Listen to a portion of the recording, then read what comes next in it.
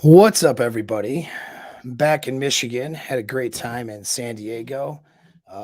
Met a whole bunch of people, both from my network as well as Modern Life Dating John's network as well, and did a little talk at his event. And he's always a good host, so that was fun. And I'm back where it's cold and snowy. Hopefully, you guys are all ready for your holiday thing, whether it's Christmas or something else, and we're going to get a little Q&A in before that happens. Got some good announcements today. I'm going to kind of let a minute or two pass so people can get the notification that I'm live and hop in. Thank you very much. Appreciate the welcome back. If you guys have any questions, throw in a super chat. Doesn't have to be a ton of money necessarily, but what it will do is put your it'll put your question at the top, and I'll make sure I get to it. All right, so that's how that works. But I got a couple of things that came up, a Q&A type stuff, and we're going to go through that. And I have an announcements to make. What's up, man? How are you? So the announcement is some of you guys have been on my stuff, have been waiting for this for like a year, probably at this point, but it is ready. It is here. So you guys may have heard about the Frame course. You guys may have heard about the Seduction Mastery program, which is the same thing, just a different name. Well, it's here finally. All right. So I'm going to give the details on how to get interviewed and selected for that at the end of the video. All right, so stay tuned for that, and I'll have a link for you guys to in the description, so you guys can book your session in order to, free session really, just to get interview for it and screened and see if you're a good fit for the Frame and Mastery Seduction Mentorship program, which is a year-long program. But I won't say anymore. I'll keep the details till the end. So we'll get into the first thing here. I'll address, and let's talk about her friends for a minute. So I had had a question. It's a pretty good answer. Pretty good answer, Ramesses. I'm going to get into this guy's question he had for me, kind of a sponsored video, if you want to call it that. And we'll sort of get into the details here of what he's doing. So we had this gentleman contacted me and asked, what do you have any content on handling your friends, basically. And so I was like, well, because I do, but some of that stuff is embedded in other videos, my longer ones. So I asked girlfriend, guy friends, what do you mean by friends? What do you mean by handling? Right. He says, so he writes girlfriends. He goes, I have a plate heavily considering for an LTR who has many green flags. There's one of her best, he puts in quotes, female friends who is the embodiment of a modern white collar, overweight woman. We will call her Sarah. All right. So no offense to any of the Sarahs out there. That's what he wrote. All right. So don't make it about you. She is rude, disrespectful to me when I have hung out with my chick, her and her boyfriend, and definitely says negative things to my chick when they talk through text calls, etc. Not sure what to do about this part. I'm the second guy my chick has ever banged, and he says can vet that notch count having known her. Her first boyfriend, also her first lay, used to date Sarah. So watch this with your red pill, or listen to this with your red pill lens, guys. All right. Her first boyfriend, also her first lay, used to date Sarah, being from the same hometown many years ago. My chick met Sarah because the ex-boyfriend cheated on my chick with Sarah. And my chick sparked a friendship with Sarah after getting out her first relationship and being cheated on about 3 or 4 years ago. So then he writes, essentially, hypothetically, long term, I can tell Sarah would be a detriment on a possible LTR. And through words, and influence may try to sabotage. She disrespected me when I hosted a party, and I told her no when she ordered me to do things, yes, in my own house. And she probably has never had a guy be like that with her. So I think that's part of the reasoning for painting me in a bad light to my chick. My chick is soft, non-confrontational, and avoids conflict. So parts of that which can be negative are that she tries to please everyone, even the bully types. Just like her mom, who is a great woman, and she has a very stable father figure in her life, as well as good background and a moral compass. And so I asked how old they were. They're both 23 years old. So this is younger guys. Anything else worth reading here? Okay, nope, that's about it. So let's look at what this is. All right. Um, Still like this answer. Well, let's look at other answers here.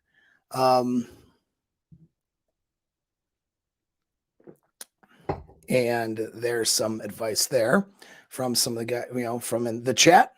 Women's friends will sabotage her relationship if they get jealous that she's happy. Okay, there's some truth to that. So intersexual competition is something that happens among women. This is why women backstab each other so often. Okay. Um, Men are used to building coalitions and groups amongst each other to get things done. We're talking instinctual drives now. All right.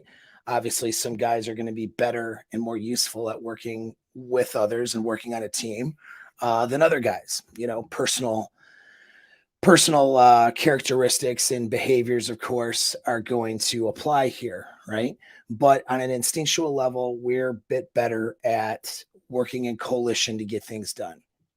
Women kind of pack together and protect themselves. We've heard of it before with sisterhood uber alles, right? But that's coming from more of a solipsistic situation. All right. So what that means is like, okay, let's say a girl is, you know, having a conflict in her relationship. Well, all of those girls kind of impose themselves into that circumstance and then think and advise in a manner where it's being filtered through their own we'll say insecurities, but not necessarily insecurities, but existential fears and their own bullshit and their own desires, right?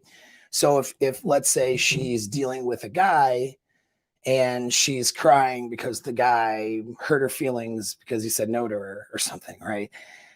Those girls might pack together and side with her to make her try to feel better about herself, because if they were in that circumstance, they would want her friends to support her to make her feel better.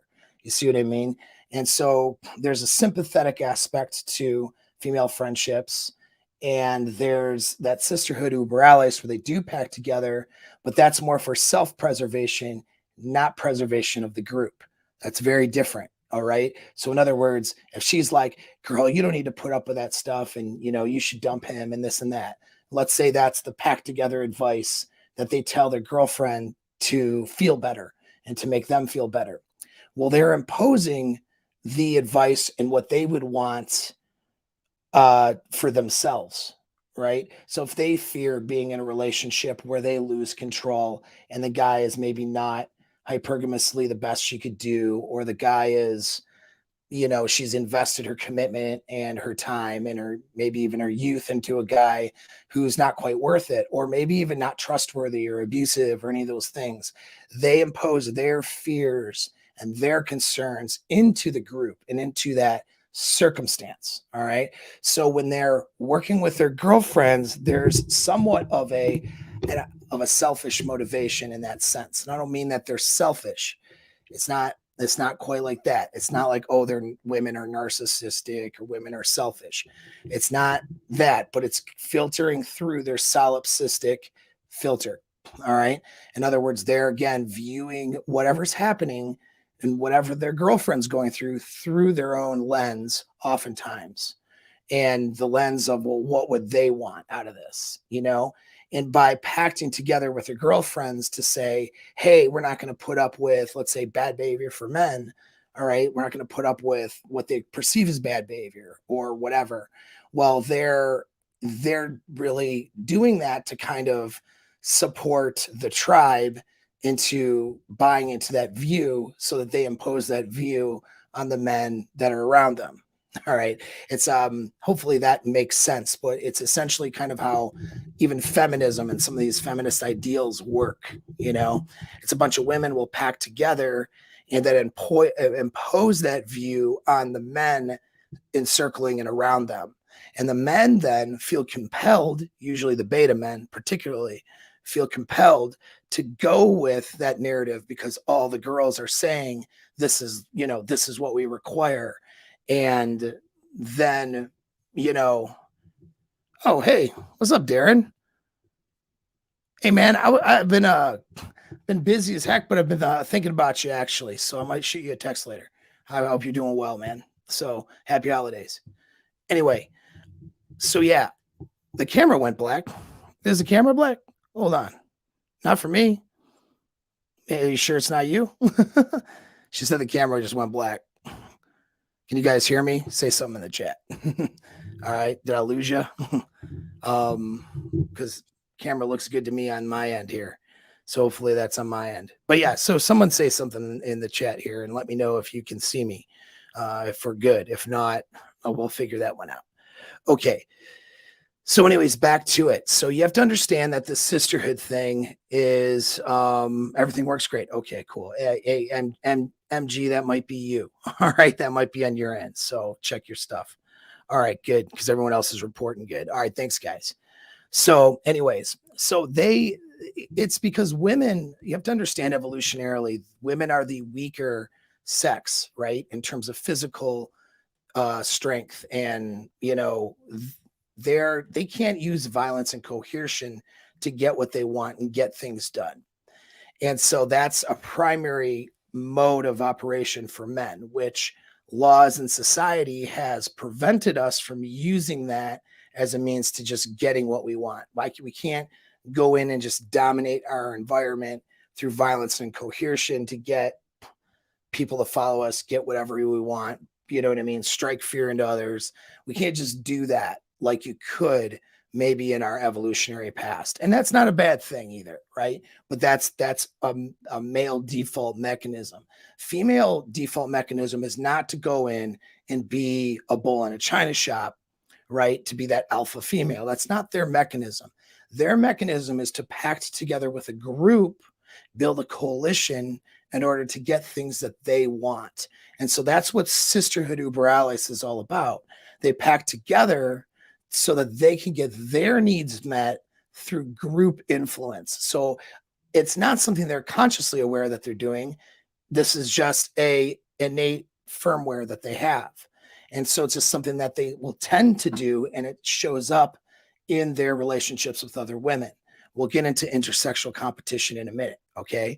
But so their relationships with other women, they tend to want to sympathize with each other, get some form of agreement, and then impose that idea outward.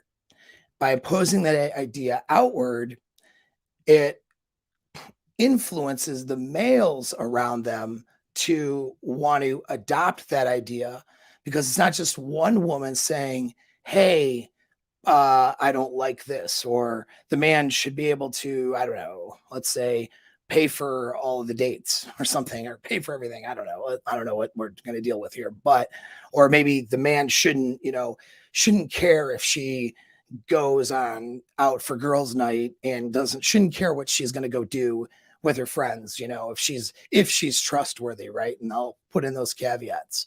And so that's a good example. Like a man shouldn't be concerned if a woman wants to just go out and do whatever she wants to, as long as she's trustworthy, and they'll throw that in there. And so then they'll all act the good girl to say, see, we're trustworthy, to then be able to go out with the girls with no accountability or questions from the guy that they're with, in which case they reserve the right to then act out of bounds from the commitment they have with that guy if they see a better opportunity or something that stimulates that part of their brain, right? That, sexual, like, fun or mate switching or whatever. And so that's a great example. And so they they'll pack together, and then any guy that's in relationship with these any of these girls in this particular circle, would be like, well, I'm a little bit concerned because you're going to some party or you're going on vacation where there's going to be, a bunch of spring breakers that are getting high and drunk. And, I mean, yeah, I trust you. We've been dating for 4 months, but, I don't know. How do I know that you're going to behave the right way? Right. So, like, this guy might have a concern, and then she can shame him and say, no, you're insecure for thinking that. And I've been good to you for 4 months and I would never do anything. And, all my friends here, are supportive of this idea too. And you can ask any of them, it's not okay for you to, you know, wonder about what I'm doing on vacation. You should just trust me. Anyways, you get the idea, right? So it's a way of influencing, and often usually through shame or guilt or attacking a guy's masculinity through the group. And so when women pack together, okay, they get an idea and they promote these ideas as the group with their groups of females. You'll see it with TradCon women as they promote different ideas, maybe than, let's say, a bunch of girls who work at, let's say, a bar together.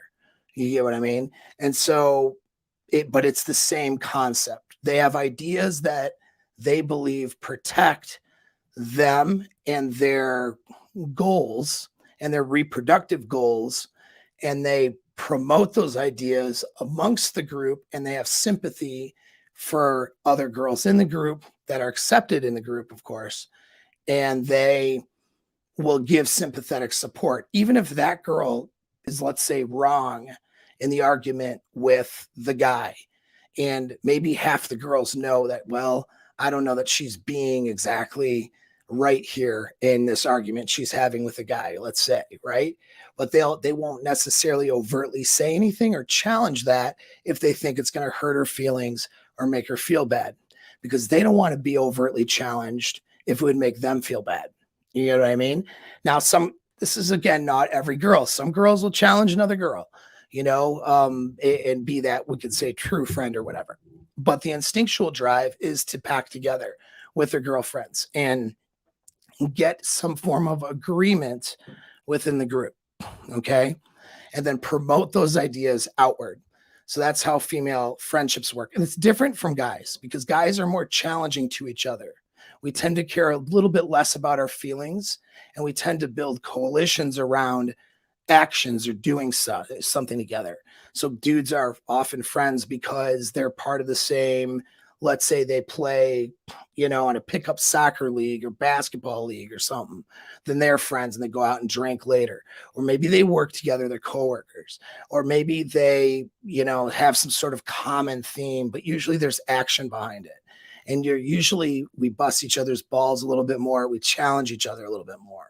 And so there's that aspect of male friendships, because male friendships, we build coalitions to get things done, because we protected and we brought in resources, which required us to build a coalition amongst other guys and get along as a team in order to hunt bigger game or ward off other threats from other tribes. All right. So those are the differences between male circles and female circles. Now, in understanding this, although women packed together like that, women are also very competitive amongst each other. And this is where the female backstabbing happens. And you'll have a lot of girls who are friends with guys, not just because of sexual options, although that usually is in the background, whether they realize it or not, but consciously they feel better with a lot of their guy friends because their guy friends don't backstab the same way that their girlfriends do. And so the girlfriends will support when it suits them solipsistically, but they'll also find underhanded ways to sabotage certain girlfriends if it means that she could be jealous of that girl, or if it means that, her status within the group or her, mating options are better or perceived as better than hers. And this is where you'll run into girlfriends sabotaging other girls. And in this case, these two girls became friends because the guy that this guy's girlfriend, or we'll say plate, was with, cheated with, he said her name was Sarah. So Sarah, okay, so her first boyfriend cheated with Sarah, and then she became friends with Sarah. Look at that through a red pill lens, though, right? That's something. All right, first of all, guys probably are rarely friends with each other unless they're completely over the girl when mate switching happens. Guys are usually competitive and want to beat that guy beat that guy up, right? Whereas girls will, if they perceive a guy as valuable, they'll share him. This is going back to our harem past, and they'll compete within the social structure for that guy. So this guy cheated with Sarah, and now she became friends with her, right? And so that's interesting how that works. So for you guys who think that, soft harems or having multiple women can't work, well, that should maybe provide a little bit of evidence to the contrary, because you'll see that a lot. You know what I mean? She's with the old guy, and now this girl's friends with her. It doesn't happen in guy world, not in the same way. It's because when girls perceive a guy as a sexually valuable, she'll share him. And so that's something that girls do. It's an instinctual, innate thing. Even if she breaks up with him and doesn't want him sexually anymore, that's something that is still there innately. So it allows for that dynamic to happen. All right. And so, but with that sharing, there's a level of competition. Her friend Sarah feels competitive with her. And so with that intersexual competition, there'll be that tendency to backstab or sabotage. Right. Now, I don't know more about this. In other words, I don't know the other points of view in this. So I'm only going based on what this guy has written. And so he could be maybe showing up socially uncalibrated and being an asshole to Sarah and other people in her social circles, which makes, gives that bad impression. That could be what's happening. I don't know. All right. So I'm going to assume that that's not it. Okay. Because oftentimes, if it's not it, then that means that it's just intersexual competition playing and rearing its head here. All right. So you'll see that where girls will be happy for each other sometimes. Depends on the girl, depends on how competitive she's feeling with that girl. It depends on whether she sees this girl as a threat or competition to her well-being or happiness. Well, considering the old framework was Sarah stealing this girl's man, so to speak, the relationship begun with that competition as dynamic. You know what I mean? They weren't friends like since they were children necessarily and grew up together or whatever. You know what I mean? And they're like sisters or something like that. That's not the dynamic. The dynamic was they became friends because they shared the same guy. And so with that being the dynamic, there's going to probably be a default to seeing the other person as a competitor. All right. And you see that in best girlfriend scenarios all the time, where one girl just like makes it a point to try to bang the other girl's guy that she's banging, or the other girl sees an interest in a guy and immediately one of the girls says, oh, she's interested in that guy. Well, I'm going to go for it and make it happen for myself. And it's not even because she finds that guy attractive at first anyway. She finds him attractive because her friend wants him. And in other words, there's a level of social proof there. There's a level of pre-selection, but there's also that competition, because if girls are out for the best that they can do, well, it stands to reason that if they can beat the other girls, so to speak, in her social circle by getting a guy that's better than what they could get, then that solidifies in her mind, a mind, by the way, that's never really certain whether or not she's getting her best, that helps provide that evidence for her on an unconscious level that, hey, I must be getting the best because I'm getting a guy that my girlfriends wanted, or that was in fact a partner of one of my other girlfriends. And so this is why some women will do that. Again, this is some, not all. There's reasons they don't do that too for other particular women with other psychological makeups. So you got to look at the psychological makeup of the individual as well as instinctual drives that are inherently female or male, right? And so, at any rate, these two are in an intersexual competition. So there's that level of competition in that relationship, and that can turn very negative or toxic between the two. So you're asking, how do you handle this? Well, essentially, you just, at first, she's just a plate. Okay. So she needs to fall into your frame and not the frame of her friends. And that's what it boils down to. And now, this is something that I suggest you go back into the frame series that's in a playlist here, and you review that, and you review the section on idealized isolation. Okay. Because idealized isolation is where she recognizes that the relationship she has with you is unique and inherently better than what else is out there. That will make her default to you first as the first line of authority in that relationship, rather than defaulting to opinions of friends, family, and everybody else as a means of deciding what to do with you, how to handle you, deciding whether or not you're good enough for her, and so on and so forth. You know what I mean? Now, women will usually, in the dating process in the beginning, they're not necessarily in your frame for an LTR. So they're looking for social proof. They're looking for pre-selection. They'll invite you to their girlfriends. And what do you think about them? And that sort of thing, right? That stuff will happen. She'll get those opinions. Provided that that stuff works out enough, well enough, and provided that she likes you enough and desires you enough, then you move into a phase where she is, becoming more closer to you and seeing you as more of the authority in the relationship, not other people outside the relationship. And therefore that changes into moving into your frame. If you have what's called idealized isolation, which means that she doesn't mean she's physically isolated from her friends. It doesn't mean she's not allowed to have friends or any of this goofy stuff. Okay. She can have very good and healthy social relationships, but you're the person that she defaults to and defers to. So if her friend's talking trash about you, let's say, she's going to defend you to her friend.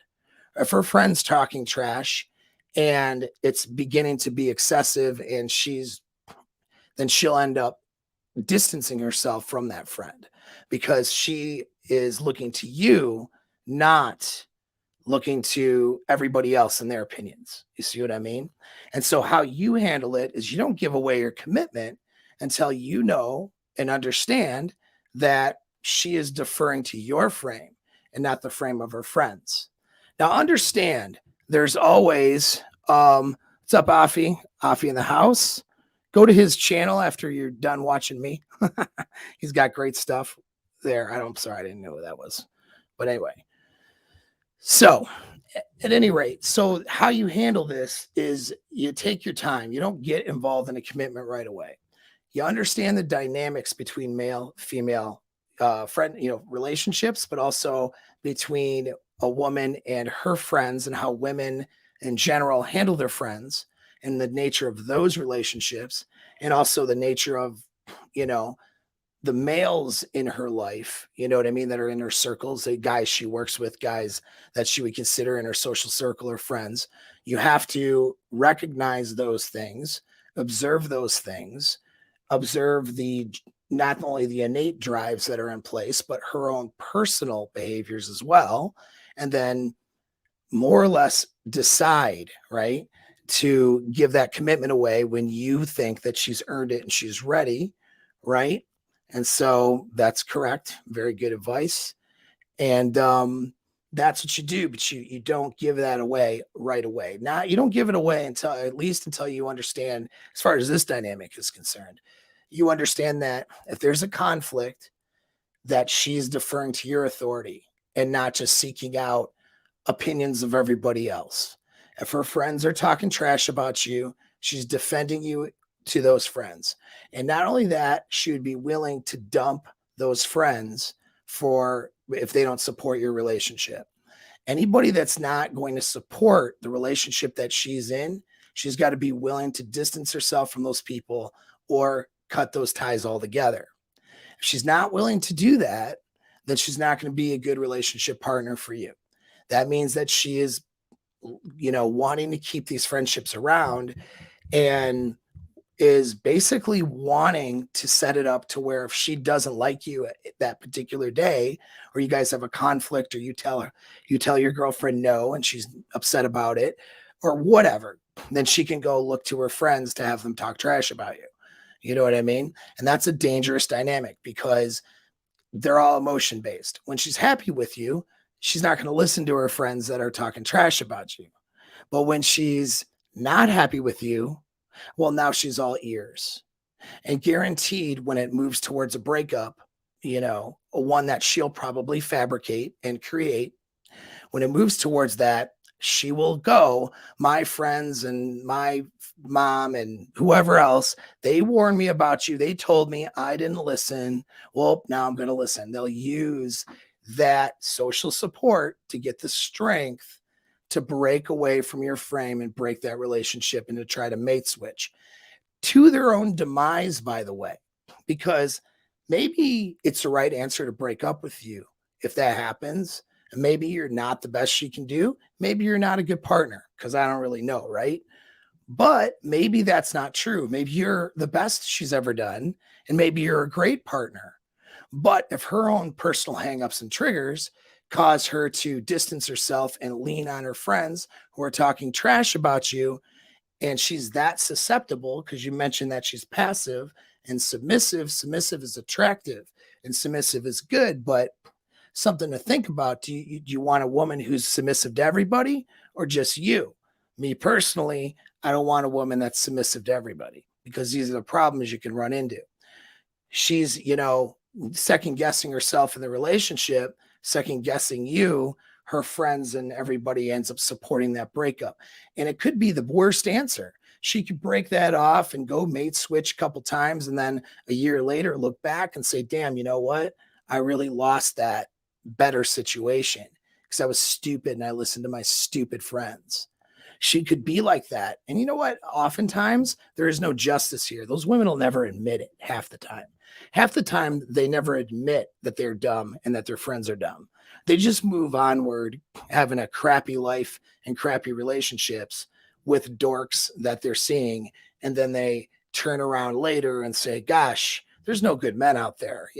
That's normally what happens. So you can't worry about that or care about it though. All right. If she's going to come into your frame and be in your frame and see you as the authority, then you guys have a chance. Otherwise, there is no chance if she's not willing to do that. And that kind of boils down to everything, but especially in these circumstances where she has negative influences outside of the relationship that she considers close friends or part of her tribe. You know what I'm saying? And so just consider it a red flag. And what it boils down to is she willing to cut those ties if it became that serious? Is she willing to distance herself? Is she willing to see you as the authority? That's the question you need to answer. Otherwise, don't think that a commitment will solve it. You're not going to just, okay, you're not my girlfriend and I'm your boyfriend. So now, right, I expect you to see me as the guy that you genuinely desire and your alpha and the guy that, has authority in this relationship. No, that's not how it works. Okay. Before that commitment happens, she has to make that decision that she wants you in that role and is willing to separate herself from these people that are compromising your relationship. All right. But again, that comes back to idealized isolation. Check that out in the Frame series. All right. So that answers that question. I'm going to take a drink of water and then look at some of the comments and see what you guys have to say.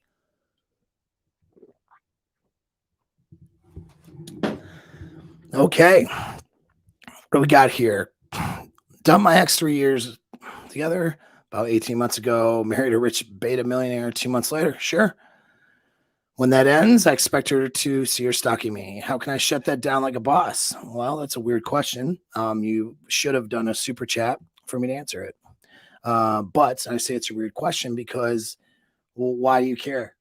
It, the best thing to do is to not care, man, and to meet better women. That's how you shut it down. Is that you are with better women than her, and you don't have time for her. That's how you do it. Is that you don't care. If you're trying to like show her and get justice, here's some advice for you guys. Don't try to get justice. Okay, there is no justice. The only justice is you doing better. All right.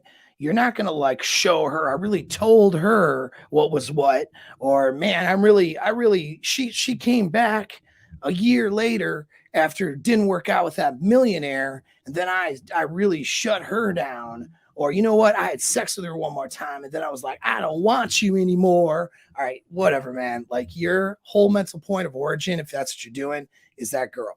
So stop it.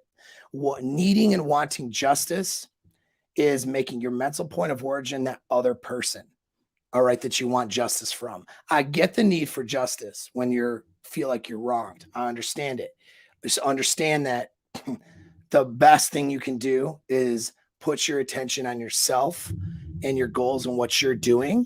The best justice is you not caring about that person anymore, and caring about you and other people in your circles, and then other people that you're dating. And if you end up in another relationship, caring about that relationship more.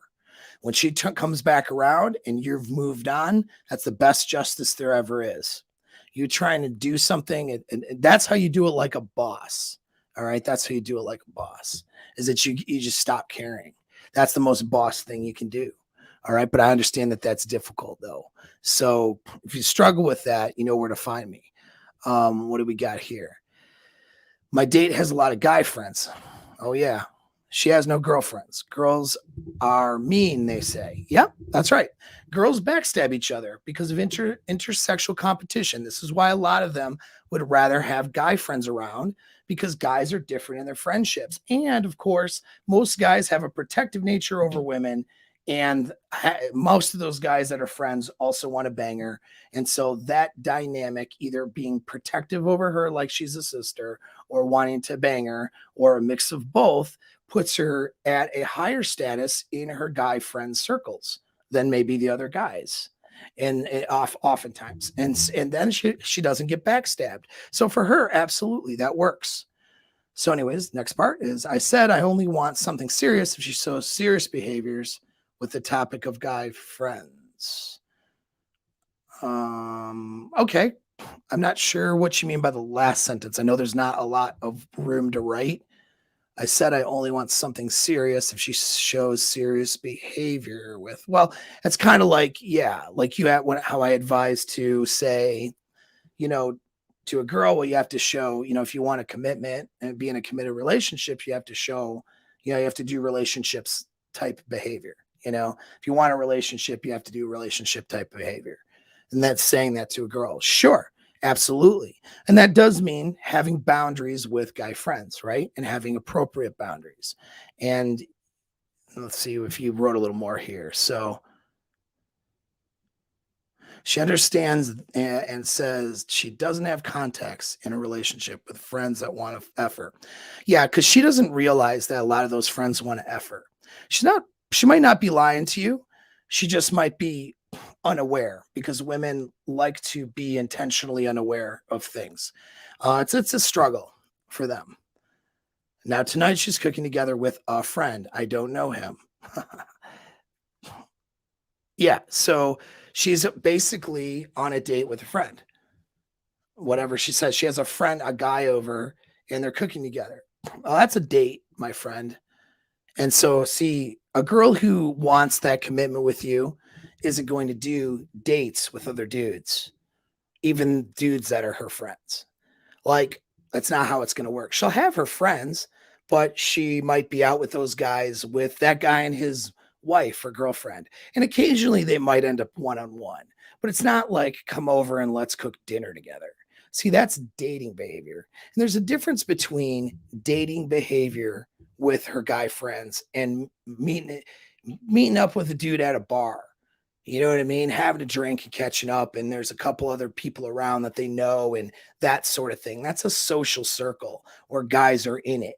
And to me, that's not something that should be threatening to you. Some guys see that as threats. That's up to you how you want to handle that. For me, I don't care about that kind of stuff. All right. There's certain guy friends that, and that's the other thing. You don't know this guy. See, this guy, if he was her friend and was in the category of not wanting to bang her, would want to know you and would want to meet you.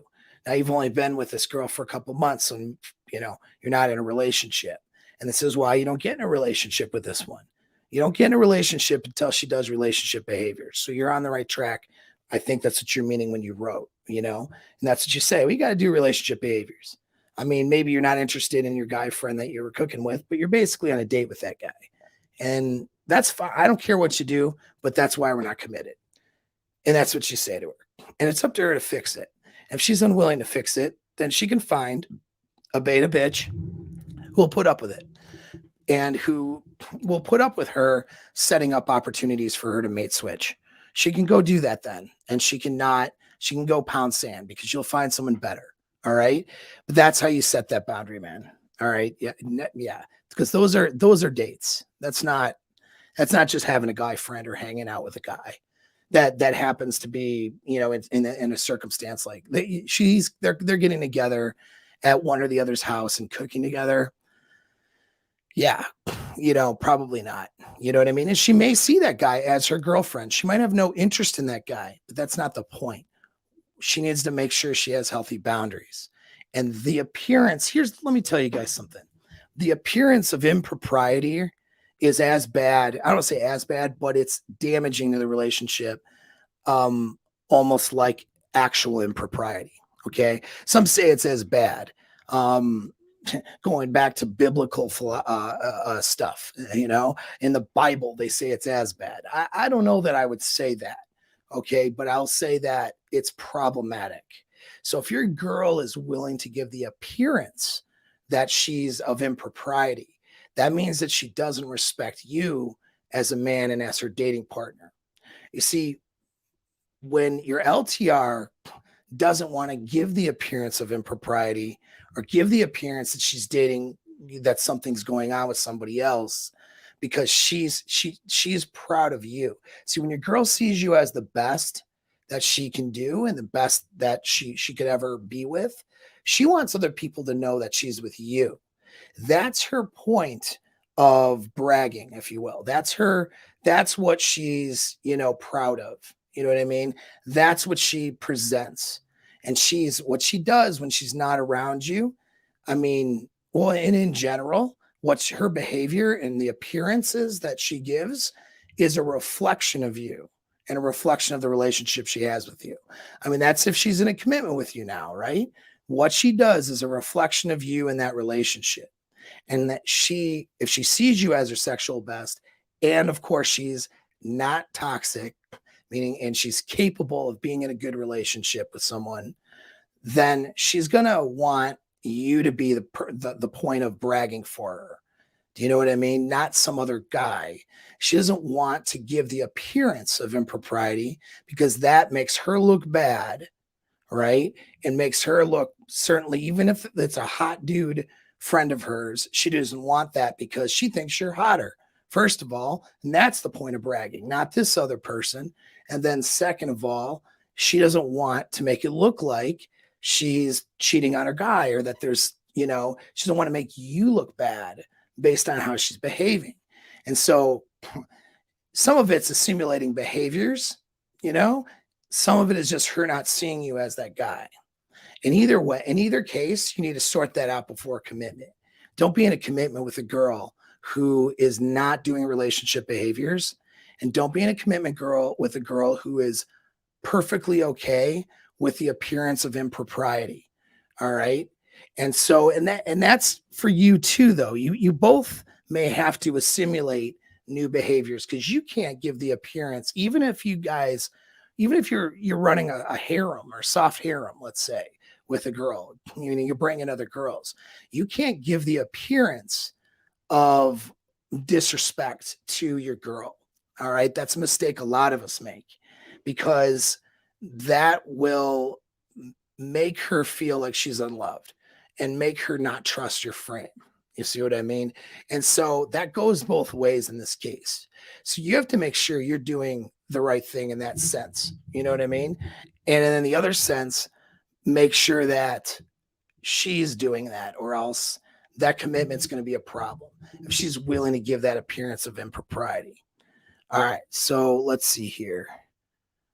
What do we got? Well, let's go into the second part, and then I'll get into some more stuff. All right, because we're already about 45 minutes away in. So, the second part is I'm wanting to illustrate here. I had an interesting little discussion or exchange in the comment section of my last YouTube video with a woman. All right. And I'm going to say things, and I thought it would be valuable for us to share here. All right. Because a lot of you guys are trying to like red pill women or explain some of these things to women. You know what I mean? And it's like, you need to not do that. You need to not explain as much as possible. You need to demonstrate and demonstrate really what she would perceive as being a good partner. The knowledge of this stuff and how it works, how you bake the cookies in the relationship. She's not interested in how you bake the cookies. And in fact, if you sit there and get into and explain how you bake the cookies, that'll lower her attraction for you. All right. It's something called the observer effect. So I'm going to start this by saying the observer effect is what we know in science, to where the people participating in the experiments, and often the people interpreting the data or the experiments, if they know that there's an experiment going on, it'll change their behavior or change their opinions about what's going on. So women know this inherently. This is why when they're being seduced, they don't want a guy explaining what he's doing to seduce her. She just wants to feel that sexual attraction rise within her as she gravitates towards this guy. She wants to feel that tension with the game that's being played. She doesn't want to know the rules of the game. She doesn't want to know the techniques of the game. She wants to, in the point when she's being seduced, do you know what I mean? She doesn't want that because it'll change her perception and it'll change her view of what's going on. And if she changes her view, it puts her out of her emotional state and her responsive state, which is where seduction happens, and puts her into a logical state where seduction doesn't happen at all. In fact, being in a logical state is anti-seductive. Okay. And so this is good. When you explain how the magic trick is done, it's not magic anymore. Exactly. She wants magic. She doesn't want to know how the trick is being done. Now, some girls, though, will be curious. They'll be curious about learning about how the magic trick is done. Okay. And that's fine. Some of those girls end up on my channel, and that's fine too. You're all welcome here. But understand, women that come here, you have to understand that this information's not really for you. If I was going to give information for you, it would be in a one-on-one session, which I've done with a lot of women that have been on my channel. And I would be helping you out with your situation and getting into your specific scenario. And if, explaining and giving you understanding might be a part of that, from the perspective of evolutionary psychology and biological drives and human behavior and conditioning. And so that's something I would do in a session with a particular girl, given her particular circumstance. And I'm not trying to seduce her. So I can be the non-seductive, logical person to give up that information. Okay, not a problem. All right. But in these videos are for men, generally speaking, to execute their sexual strategy and to get better at that. All right. And so that's not for women. The message isn't tailored to women. Now, the problem is, of course, and this applies to when you explain shit. All right. You try to explain a red pill concept or whatever to a girl. She's going to take anything you say and apply it to herself. I run into this all the time. I've run into this with exes, girls I've dated, all kinds of stuff.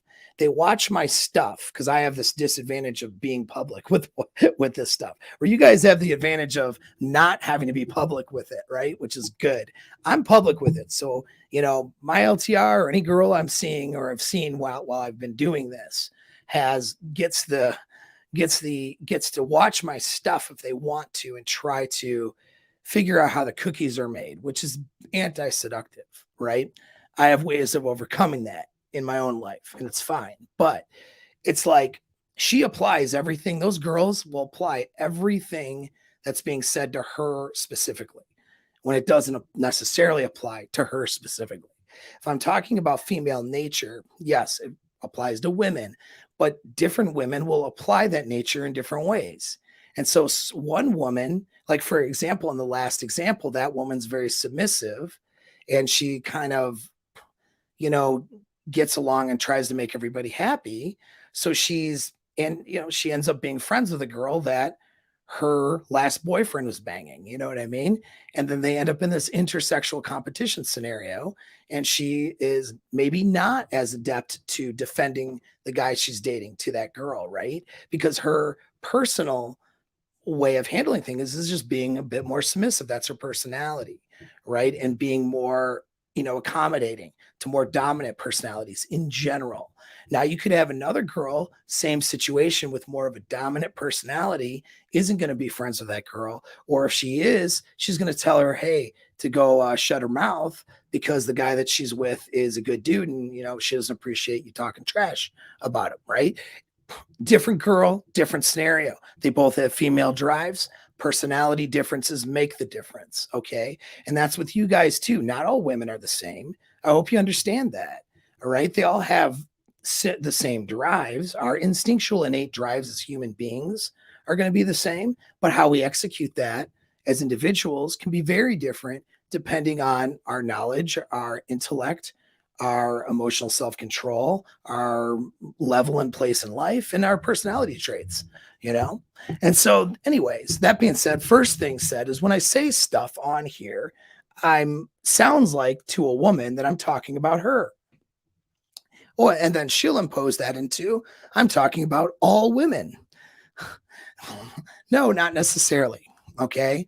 It's just that I'm not going to make that caveat every time I make a statement, not all women are like this, because oftentimes they all have that drive and everyone thinks they're the exception and they're not. So I'm not going to say that. You have to decide as your listener if the girl you're with is actually an exception to something I'm saying, or if she's handling a particular drive I'm talking about differently than the other girls. That's something you have to decide when you listen to me. Okay. So that's first thing. All right. So she writes in my comments, all right, that at a 56-minute timestamp, she writes, and from there, you are basically saying to try to get with girls who are dumb, or rather dumber than you on an IQ scale. Gonna step on a limb here and say maybe not the greatest advice to create an actual connection with a good person. And a pretty weak argument unless you are shallow as F and creepy. The main reason a woman would run from interactions with you. All right. So that's her comment. Pretty negative comment, right? Now, usually I ignore my negative comments because they're from people that are too dumb to understand things. And I don't care to have arguments with people who aren't going to use my information. But I think that you guys, as listeners, can use this information and to better your understanding and your relationships with women. And this particular person maybe can benefit from it too. All right. So, my response to just give you guys that reference. Hold on here. Looking at my phone and then my phone's not wanting to participate. Okay. I use an example to illustrate why a quotation dumb girl would turn down a higher value guy to illustrate that social calibration matters. A woman won't go for the better guy if he can't connect with her. And I illustrate evolutionary and psychological reasons for that. Ugh. Oh, and then I didn't. Okay. Well, I'll paraphrase the rest because I didn't actually copy it the right way. And then, I basically said the fact that you got go date the dumb girl from what I said tells me a lot more about you or something like that. Okay. And I suggested that she watches some more videos before she states her opinion. All right. So I'm kind of a dick back, which is fine because she was being critical of me as well. But I'm not attacking her as a person. I'm just saying you probably don't understand these issues. All right. And what is the issue? If you go backwards into last week's video, I was talking about how guys basically, I was giving an illustration because we think that there's this myth going around that you'll just get laid by every girl if you're high SMV. And although that's not exactly true, there's situations where lower SMV girls turn down higher SMV guys all the time. All right. And the bridge between the higher SMV and the lower SMV girl is social calibration. I'm not telling a guy to go pick up on a dumb girl, but let's look at it like this. And this is where girls are very egotistical and arrogant sometimes. Not all women, but some of them. And I'm not even saying she's being that way, but it kind of sounds like it. It's like there are things that you as a man listening are going to know more intricately and better than the girl you're dating. You know what I mean? And so, yeah, so Raymond, on this, I'm not arguing with her. I'm having a discussion because I want to present this topic to you guys. So just understand that. If there was no value here, I wouldn't even bother responding to this person. Okay, but I saw some value in the response. And she wasn't like this complete a-hole either. You know what I mean? So it wasn't just someone internet trolling. I didn't feel that way about her. So anyway, that being said, yeah. Where was I in the other thing? Yeah. So some of you guys, like for example, you guys listening, let's say you're an engineer, okay, and intimately thermodynamics and something involving engineering projects that you're on. If you talk about that project, let's take women out of the picture. If you talk about this, is I'm friends with a lot of engineers who suck at social calibration and do this, which is why I'm calling you guys out. If you talk about this project to someone like me who doesn't have a background in engineering and doesn't have a background in your project and doesn't really know the intricacies of it, you're going to lose me. Right. And so if you want to tell me about this project or tell a girl you're dating about the project, you have to be socially calibrated. You have to present that material or that information in a way that she understands it. Now, she could be the dumb girl, like in the example I gave in that video last week, or she could be a smart girl who just doesn't know about engineering because it's not what she does. All right. But some of you guys will have your thing that you're really passionate about or good at. And I can be guilty of this too. And then you'll want to talk about it, but you're going to want to talk about it at your level to someone who's not at your level. And so now you have a situation where your communication isn't working. It's going to be off. All right. And so this is a situation where you're communicating here and then she's over here bored out of her mind and not understanding what you're talking about. And she could be a good matchup or partner too, and hot and maybe a good whatever, right? But now she thinks you're not socially calibrated. And so that sends some signals actually of danger and unattraction to her because she wants a guy who's attentive to her feelings and emotions and where she's at socially, but as well as mentally and emotionally. Why is that? Because if she's going to give up her own authority to be in a relationship with that guy, and that guy is going to lead the relationship, she needs to know and trust her needs are being taken care of. When you're not socially calibrated and you're talking at this level and this other person's looking at you like you have, three horns growing out of your head and has no idea what you're talking about, that demonstrates that you're not calibrated enough to have empathy for her, to understand her needs, and therefore won't be able to take care of her needs if she gives up her authority to be with you. It sends a danger signal, even sexually, because even if she's genuine desire, you're the alpha bangs guy. She just wants, she wants sex with you because you're the hot dude. Okay. And then you act in an uncalibrated way. She's, there's a level of vulnerability a girl has in the bedroom with a guy who's bigger, stronger than she is. She's not going to necessarily want to give that vulnerability up if she feels like this guy can't calibrate himself to get her. And also, the sex probably isn't going to be very good because he's not going to notice whether or not she's having a good time or not, whether to go faster, harder, softer, deeper, shallower, different position, hit a different spot, whatever. You get what I'm saying. All right.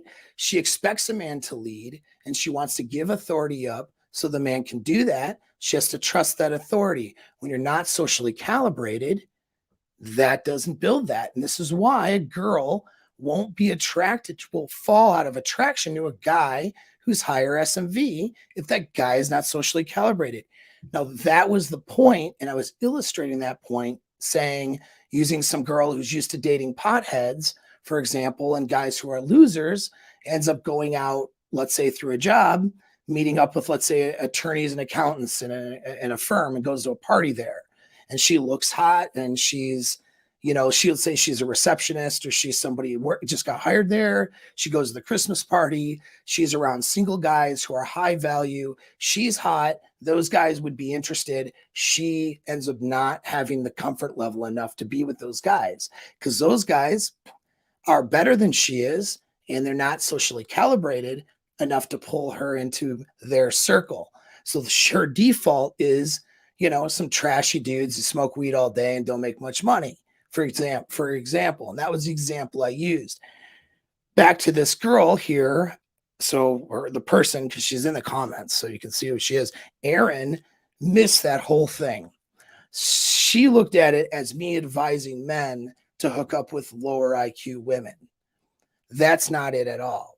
It's not that you hook up. It's not that you are hooking up with women who are less valuable. And that's also pointing to another point here, which is that women don't understand what attracts men to women. A man's not trying to bang your IQ. Now, I'm not saying, I do recommend actually being with women who have a higher level of intelligence, because they're probably going, and that when I say a higher level of intelligence, I mean their smarts, if you will, are being demonstrated by their ability to delay gratification and achieve goals. That's a major point. If you've paid attention to my content, that's a major vetting point for long-term relationship type girl. Because if you are dating a dumb girl who can't delay gratification, what do you think is going to happen when she's emotionally mad, upset, or frustrated with you? She's more likely to cheat, more likely to mate switch, more likely to fall out of pocket, more likely to do self-destructive or destructive things in the relationship. Not something you want, right? So someone who's a bit smarter, who can, when I say smarter, I don't care about her engineering ability. I don't care about her education. And that's, Erin here probably doesn't understand that we're not trying to bang your PhD or your master's degree. We're not trying to bang the cool job you got. We don't care about that as much. It's, as a human being, it's like, oh, that's cool that you do that. I respect that as a human, from one human to another, but it does nothing to our attraction to a woman. So this is someone who fundamentally doesn't understand those things. And this is what I meant by, this tells me more about you when you don't understand this stuff. It tells me you don't understand what attracts a guy to a woman, right? And it tells me that you are having some sort of hang up in interpretation by interpreting what I said in a way that is completely in left field from what I was actually saying. So when someone does that, and so that's yeah, Thank you. Thank you. I appreciate that. Well, and Aaron's here, so that's good. And don't be nice to her in the chat, guys. All right. So anyway, keep watching stuff because hey, we're learning stuff every day. All right. But that's that you were way off from what I meant by that. All right. And most guys who heard that understood it, but there was something missing there. All right. And so back to more of this stuff. All right. So so Aaron replies with your approach just sometimes comes off as manipulative and insincere in like pickup artist or type game. If saying that I can see through that says a lot about me, then good. And what was the rest? Okay. So manipulative and insincere. All right. This goes back to my original point with this is that women in general don't want to know how the cookies are made.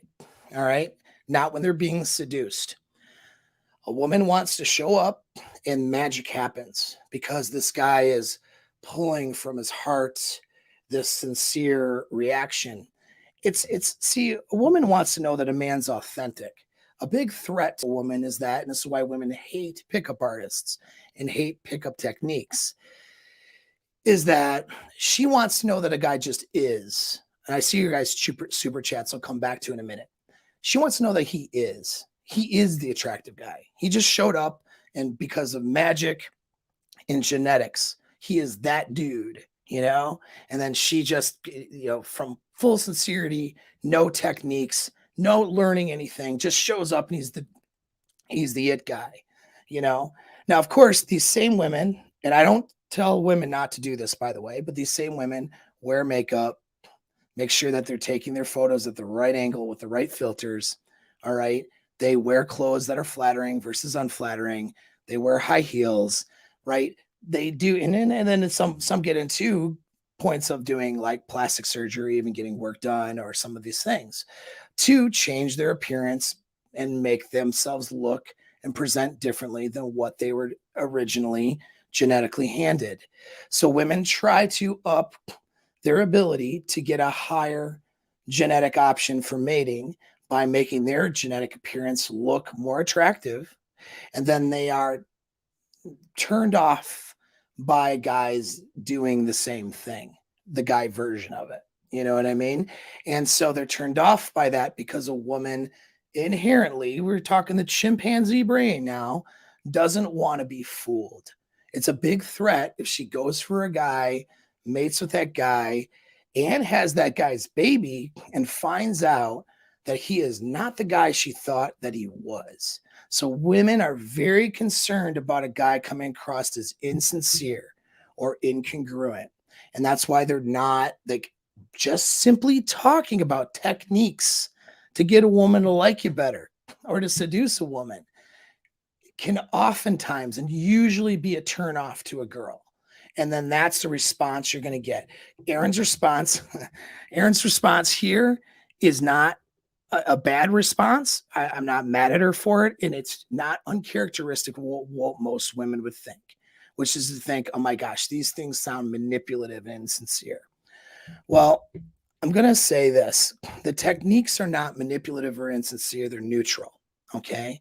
If the guy is a jackass who is low value and doesn't care about other people, doesn't care about you, and, is presenting himself as something that he's not or whatever, right? And if he's actually a mating risk and he uses these techniques, yep, then they're manipulative and they're insincere in that way. But if a guy is making himself the best that he can do, and then he uses techniques that makes him more seductive, more socially calibrated, that moves the girl's, attraction triggers and brain along the pathway of being seduced by him, then it's fine. And I think that any girl will listen. Oh, I did blink. That was crazy. I saw a little blink. My camera just blinked. Anyway, hopefully I'm still here for you guys. So anyways, so when a girl, it's kind of like the difference between sexual harassment and a hot date at the workplace is whether or not the guy was hot or not, right? The guy that comes up to her and like hits on her, she ends up going out with him if he's hot. She ends up calling HR if he's not, right? It's kind of like that. All right. If you're the dude that is the high SMV calibrated guy, which I do recommend, then all the seduction techniques in the world are not going to make her mad at you. She's not going to feel manipulated. She'll be happy that you know how to seduce. But if you're the dude who isn't those things, and then you seduce her and manage to seduce her using techniques, she's going to be pretty upset that she bought a product that wasn't what she thought it was. All right. And so women, oftentimes, when they hear the techniques, what happens is the fear of, dude, that's pretty funny. He grabs the mic. It's serious. We're going to have a serious discussion. I know. I don't know what to do with my hands.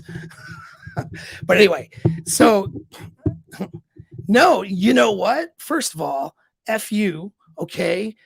Z-Lo. This shirt's actually a large, bro. I've graduated to extra larges, and I'm on a cut right now because it's getting stupid. I'm like way too big. And F you too. F both of you. Yeah, no, it's unfortunately I'm into large t-shirts now, and my mediums don't fit anymore. So we'll see what happens. We'll see what happens when we get to when we get to spring. Because if I keep growing, I'm going to be in, I don't know, big and tall clothes or something. Like nothing's going to fit me. Anyway, so back to it though. The tendency is for a girl to look at the techniques and be turned off by it. And this is why talking about this stuff is not really productive with your partner, because she's just going to be turned off. She just wants you to be it. You know what I mean? It's like if you're taking her someplace cool, she doesn't want to know the logistics of how you figured out that place. She just wants to dress up, look hot, and have you lead her to that place. You know, that's the most of it, right? If you're in the bedroom and you make her orgasm, 5-6 times before she passes out, she doesn't necessarily want to know the vagina diagram you studied to get to that point, or whatever scientific method you've come across. You know what I mean? She just wants to have the good feelings and have that connection. And I will say to Aaron and anybody else, and it's a very important point, techniques do not negate the connection.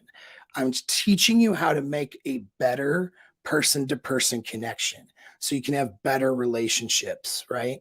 And we say communication is the key to making relationships work, but then nobody goes into how to communicate better with the opposite sex.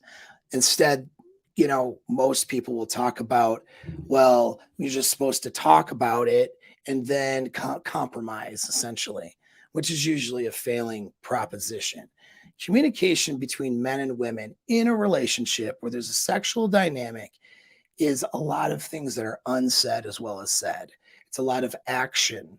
It's a lot of sub-communication, tonality, right? There's a lot involved in this that is more than just let's come down to the table. Let's sit down at this table and have a logical discussion about our relationship. That sounds like absolutely no fun to either partner, right? And that's not how we're meant to interact with each other on a psychological or biological level. So teaching you techniques isn't just to teach you how to manipulate women. It's to teach you how to connect with women on a different level. All right.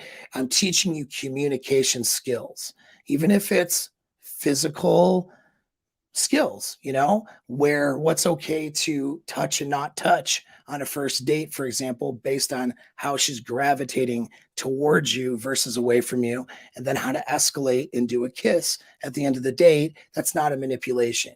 That's training a guy who doesn't maybe understand or have that calibration to become more calibrated. But to women, that training and that discussion is going to be unattractive. Guys don't generally care what a girl does to look hot, as long as when he picks her up or they go out or he gets her clothes off, whatever happens next, she looks hot for him, right? That's all the guy cares about.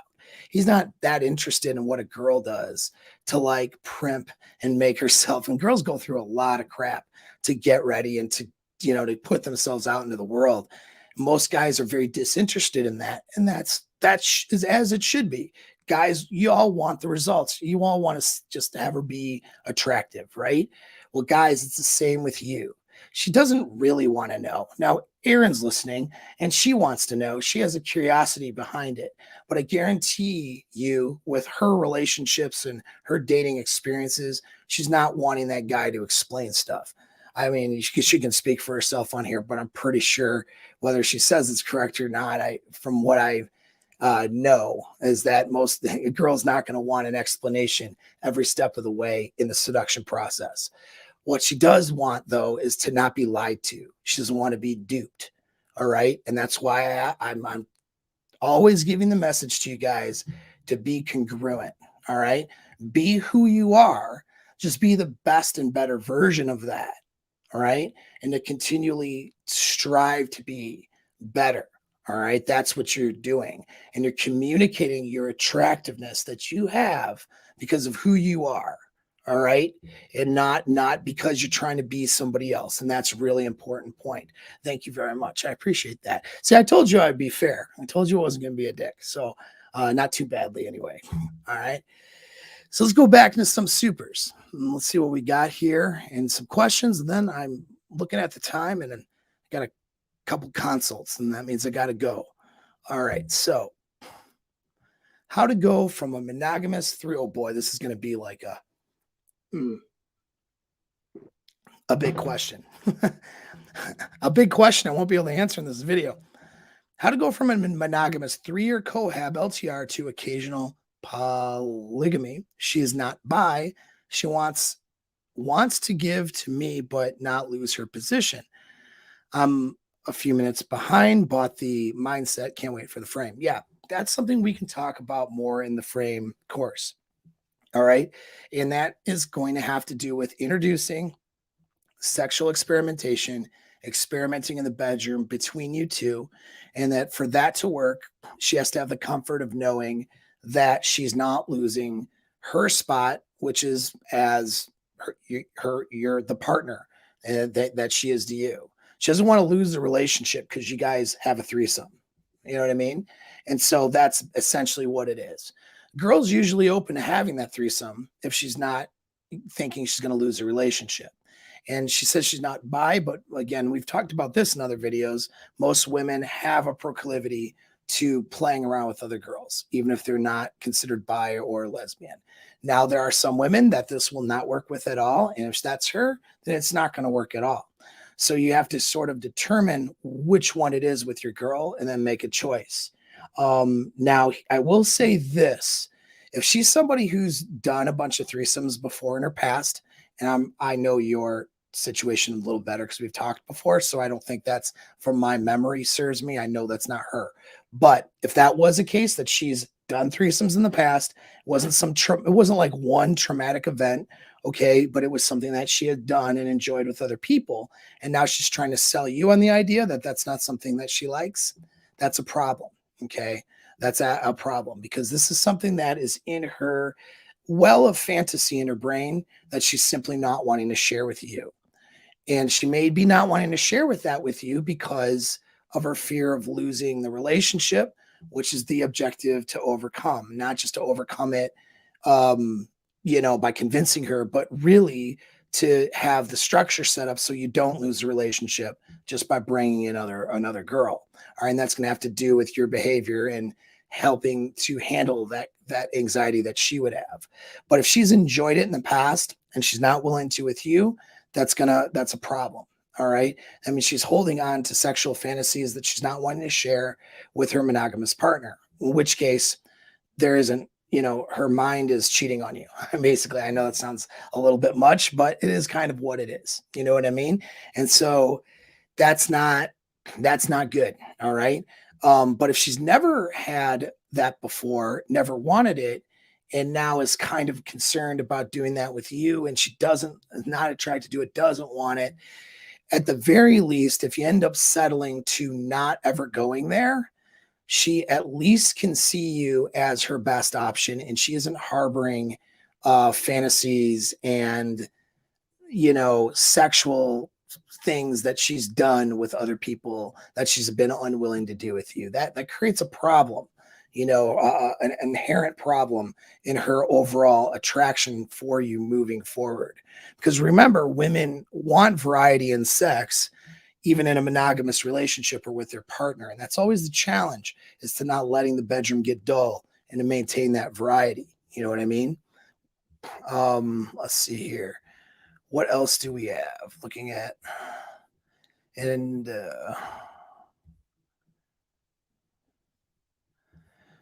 so on this type of thing can become a real mess, but not always. So, and that it all depends on the two people involved and how it's handled. You know what I mean? And it's not, meant for everyone. Let's see here. Have I read this method? Yeah. So I did read that. I don't own it. I don't know where it's at. I had it years ago. I read it. It's pretty good. I'd say it's good. I mean, I sense that in other stuff I've read, I've expanded on that material. Not that I use his material for base, because I've got a lot of information from the tantric world, the subdom, ownership, BDSM type world, and that psychology that goes behind it, as well as conventional sexual psychology and sexual dynamics. And the topic of sex is something I've dove pretty hard into in my research, just not something I've been able to talk about as much on YouTube due to censorship.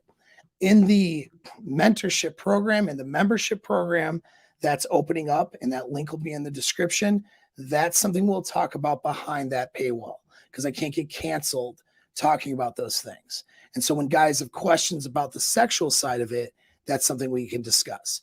But I forgot the guy's author, but that book was good though. I just don't know where it's at. There's a lot more to it than what he wrote, actually. But for basic understanding of some stuff in sexual psychology, that was pretty decent. I put it on the reading list if you can find it. I don't know if it's in print anymore, if he's got it on Kindle. I have no idea, So let's go into more, going backwards. So I'm going to look at more stuff here, but I'm going to see if I'm not missing a super chat. But we're going to get into where I have to close this out. So here's kind of the spiel on what happened with this frame course.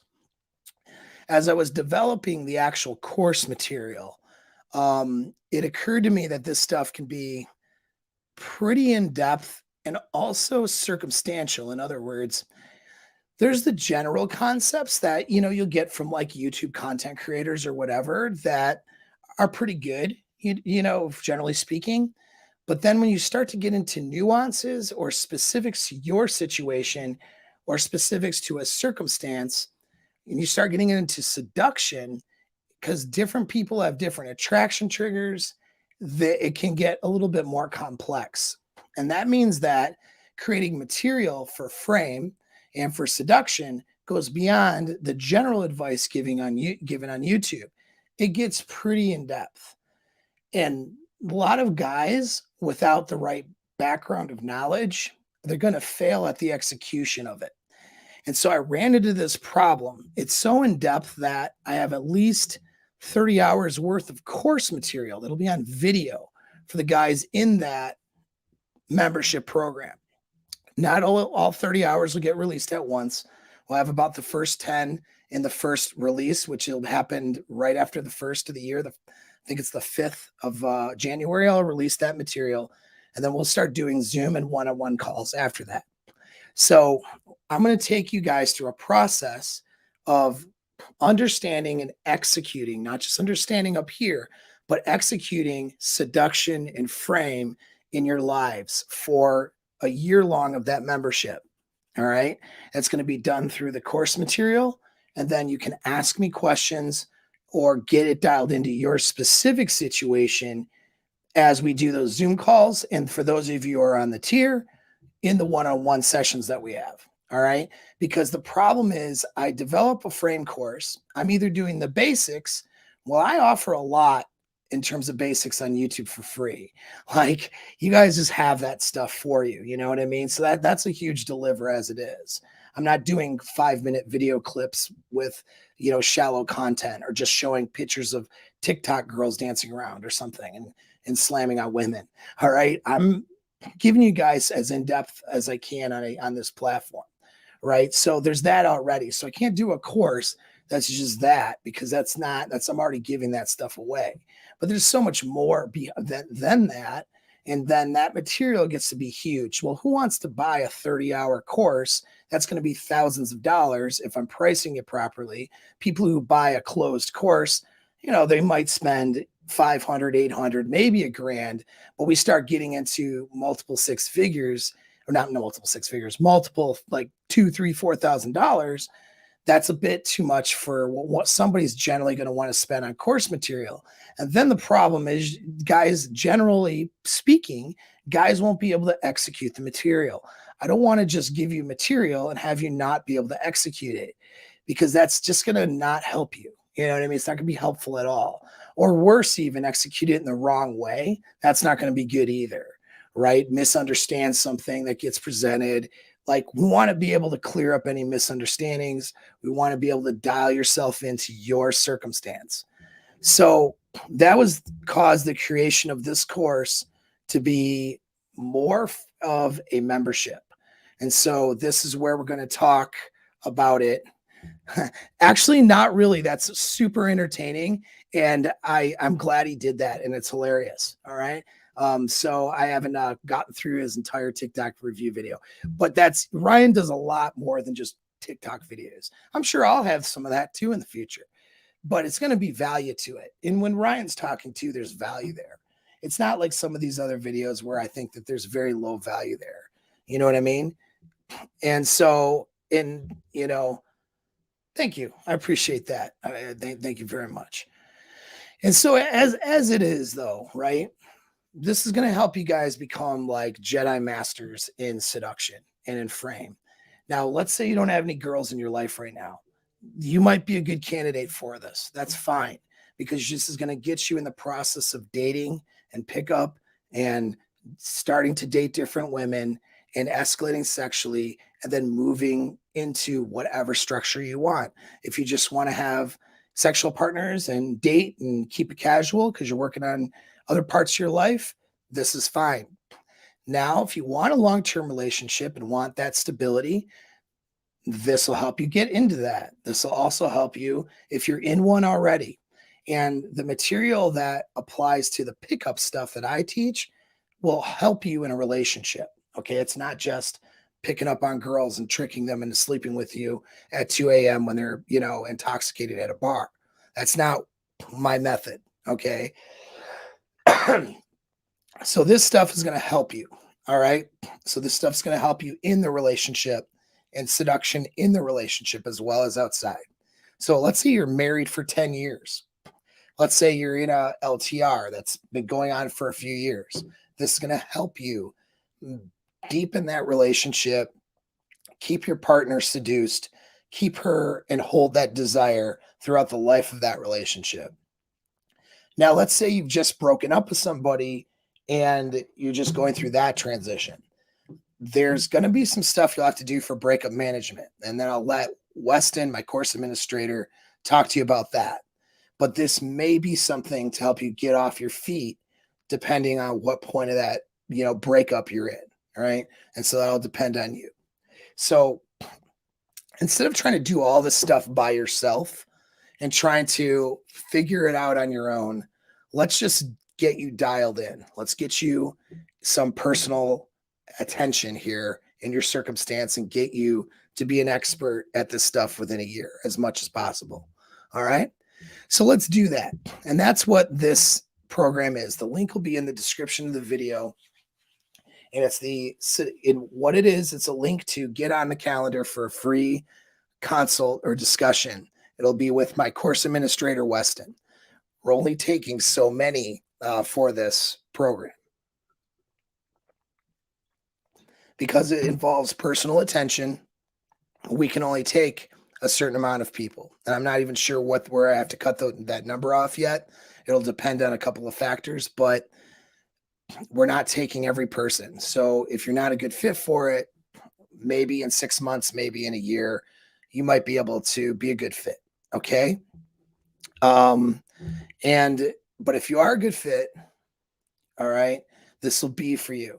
All right, this will be good for you. There's a couple different tiers, each involving different price points depending on what you need. And let's do this. Let's make 2022 the year you finally get your stuff together when it comes to seduction and frame and game. All right. And so I want to take a few of you guys who really